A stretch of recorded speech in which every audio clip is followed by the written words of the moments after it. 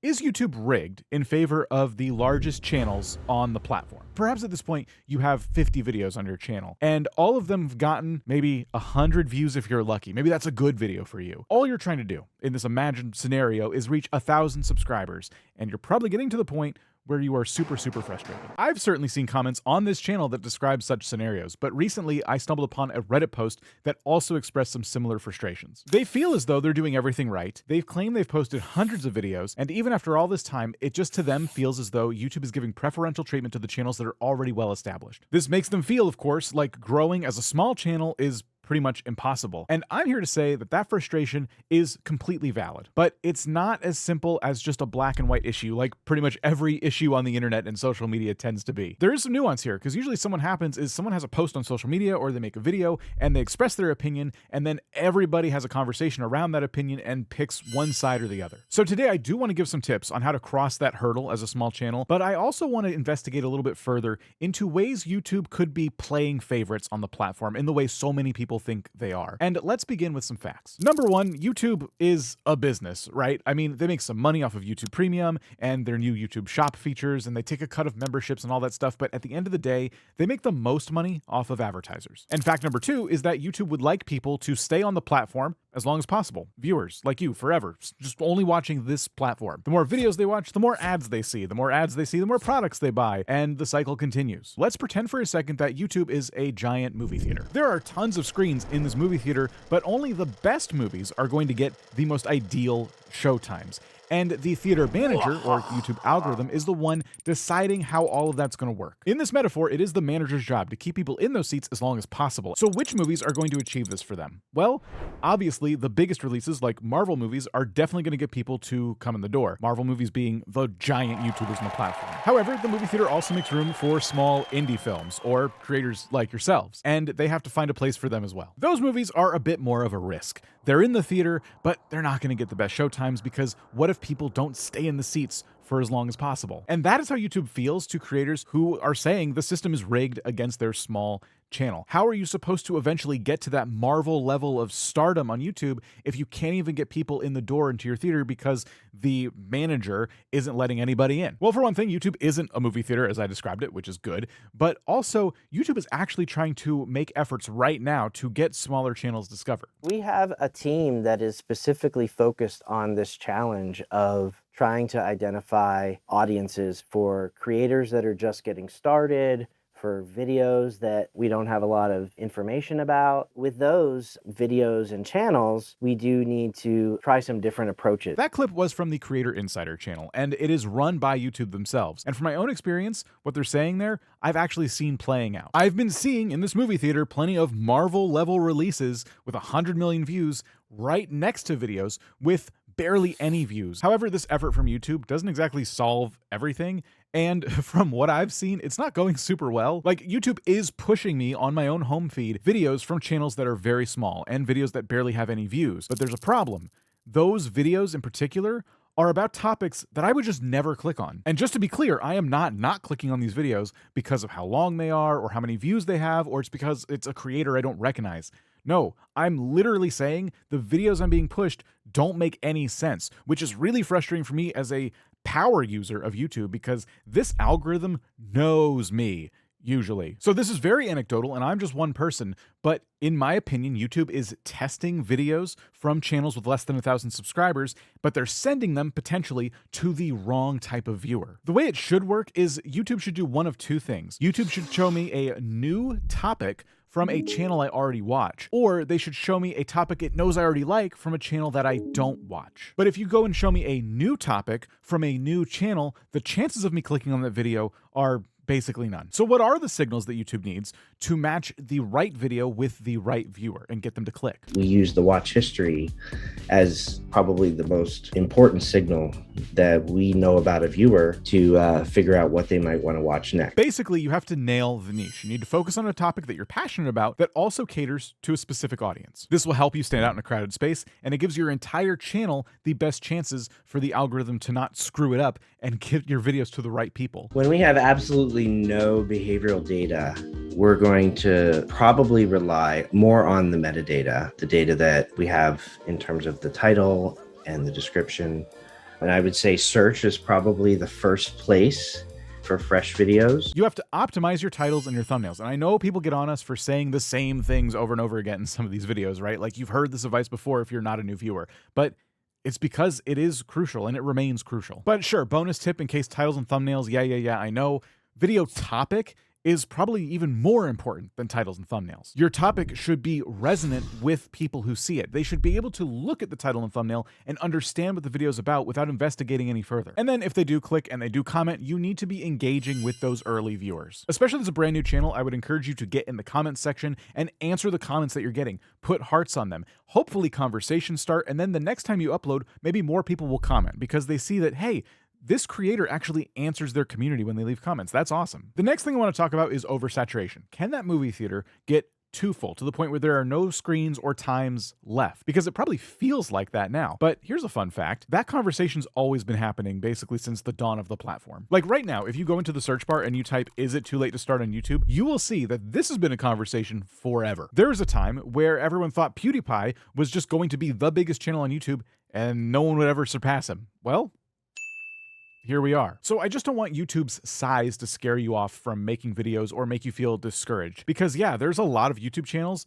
but there's even more YouTube viewers. 2.5 billion people are watching videos on this platform every single month. And that's a lot. If each one of them is watching a few videos, that means there's plenty of room for you to get discovered. Here's something else I read that I think a lot of people tend to not think about when they think about oversaturation on YouTube. This is from Foodfly on Reddit. Basically, they subscribe to a bunch of small channels that are in their niche. Channels that are kind of around their size to keep track of the competition. When they check back a year later, 95% of those channels had given up on YouTube. They just got to a point where they stopped posting and disappeared. At first, the competition looked scary, but we tend to forget that creators come and go. Unfortunately, people just kind of get to a point where they, for whatever reason, stop uploading and you keep going. YouTube is just always changing. There's always a new trend to replace an old trend, and there's always this new type of video that people are discovering and going, hey, yeah, I like this. This is pretty awesome. Your goal to stand out and then hopefully remain on the platform is to continue adapting as a creator. You need to be able to adapt to the changes on the platform, and you need to be able to adapt to your own interests as well. So your focus and your goal as a creator to stand out is to keep focused on the things that you enjoy, of course, but also keep in mind that things are going to change and you need to change with them. Like for example, at the time of recording this video, there are a ton of channels out there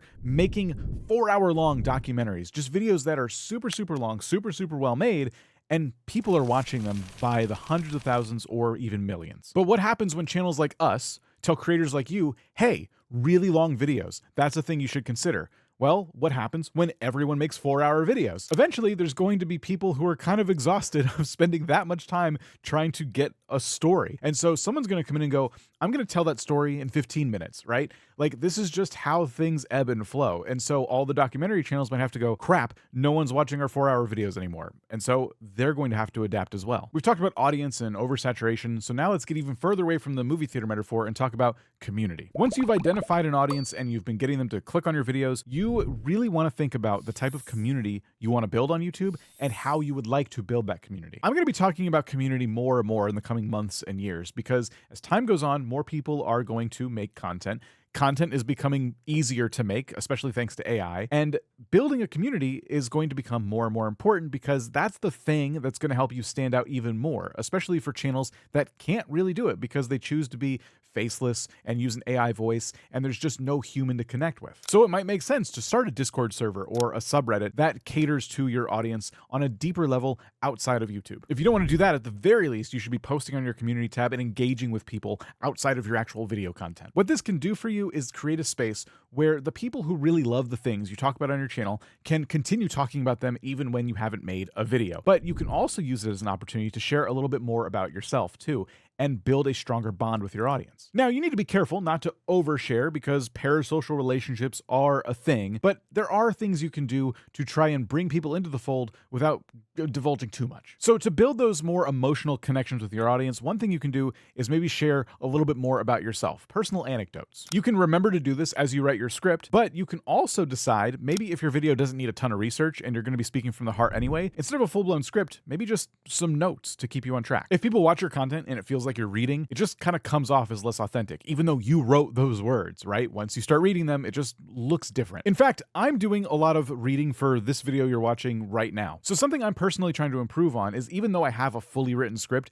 I try to break away from it more and more and add some of my own personal touches to the words that I'm saying. There are a lot of big points that I want to hit in every single video, which is why so much is written down ahead of time. However, I can tell when I watch my videos back when I'm reading and when I'm not, and that bothers me a lot. And while everything I just said is absolutely true, that's also an example of how you can share perhaps a personal anecdote within the content you're making to build a stronger bond with your audience. I just shared with you an anxiety that I have, but I don't feel like I'm oversharing. And now anybody out there who kind of feels the same way, like, yeah, when I look back at my videos, I don't really love the parts where it looks like I'm reading. Now, hopefully you have a bit of a tip as to how you can get out of that. Okay, so we've talked about community, but looking at my script, there's kind of a more sensitive topic coming up. This is gonna make some of you feel kind of angry, I think, because there's a number of people who've come to us and said, hey, I'm doing everything you said, and my videos still aren't getting pushed. So obviously it's not you guys, and it's not me. I must be shadow banned. So real quick, just a friendly reminder. If you ever have a video that you publish and it's doing maybe okay, and then it just completely flatlines, that doesn't necessarily mean you've done something wrong and you've been shadow banned, right? Because if YouTube ever restricts your content, they tend to tell you that they've done that. But if your videos are flatlining after a little while, there is some hope. For now, your video may have reached everyone it was ever going to reach. However, if you keep posting videos and people watch those videos and they enjoy them, YouTube's gonna start recommending your back catalog to them. And that could include this video that once flatlined. And that's why we've seen, after a really long time, some videos kind of come back to life. But maybe you revisit that video in that time it's flatlined and you're thinking, well, I could have done a better job on the thumbnail or something, and maybe you make a change, keep posting videos. One day, that video could come back even stronger because now it gets recommended, but you've created an even better thumbnail and an even better reason to click on it. So the point is, don't let flatlining videos get you down, right? Try to learn from them, keep making videos, and before you know it, even that old stuff could come back with a vengeance. I get, though, that trying to do that means you need to be persistent, and I understand that being persistent can be difficult when it feels like you're just running on a treadmill and getting nowhere. It's important to keep in mind that every new channel on YouTube starts at 0 views and 0 subscribers, and every new viewer you have to your channel starts at 0 in terms of their knowledge of you and your personality and the things that you're doing on your channel. Turning this neutral viewer into a fan of you by giving them a video that nobody's seen yet is a challenge, but it's the most rewarding feeling in the world when it actually works. So while right now my advice to you is be persistent, I don't want you to think of being persistent in the way a lot of people seem to when we give this advice. I don't want you to sit there and think, persistent, got it. Okay, I've done 10 vlogs in my series of vlogging every day so far, and none of them gotten any views, but you said to be persistent. So I'm gonna continue to do all 30 days of my vlog series that I promised myself I was gonna do. And I'm not gonna make any changes at all. No, I'm gonna be persistent and consistent, and I'm going to make sure the titles are the same and the thumbnails don't change. Don't do nothing. You have to continue to improve. Being persistent and being consistent aren't just boxes you're trying to tick. You need to improve along the way. For example, going back to topic, maybe you thought this video was going to be a fantastic idea, but when people see the title and they see the thumbnail and they haven't watched the video yet, maybe they don't get it, right? Maybe you've pitched it in a way where you have to watch the video in order to understand it. Or maybe this topic was really important to you because you saw it somewhere and you have a lot to say about it, but in general, a lot of people just don't have the same life experience that you do. And so it just doesn't hit the same. It could be one of those two things, or it could be a million other things. The fact of the matter is, one of the most difficult things about being a YouTube creator, at least in my opinion, you need to be able to separate yourself from your own content and judge your content as if you're a viewer who's never heard of you before. That could be incredibly tough to do, and it's something that takes practice. And even this many years in, knowing I need to do this, I'm still not great at it. Maybe it could be better. Maybe you saw another video recently and it did well, and you're like, shoot, I made a video about that. Why didn't my video get any views? It is difficult to do, but maybe try it on one of your older videos, one that you haven't thought about in a while. Watch the video, look at the title and the thumbnail, and just ask yourself, for your next video, is there anything you can improve upon? Can you learn a little more about Photoshop to kind of polish up your thumbnails more? Could your intro have been a little bit snappier, a little bit shorter?